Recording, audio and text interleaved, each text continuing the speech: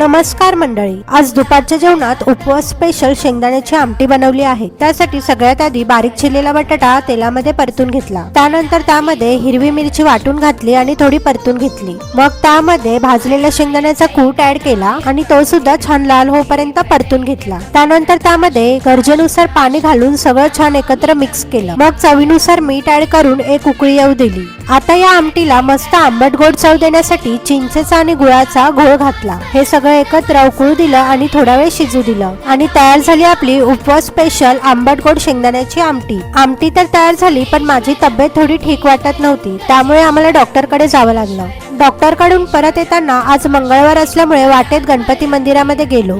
गणपती बाप्पाचं मनापासून दर्शन घेतलं आणि मग पुन्हा घरी परतलो। तर मंडळी, आजचा हा छोटासा व्लॉग इथेच संपवते। व्हिडिओ आवडला असल्यास लाईक करा आणि शेअर करा आणि प्रिमल्स व्लॉगला सबस्क्राईब करायला विसरू नका। पुन्हा भेटूया पुढच्या व्लॉग मध्ये।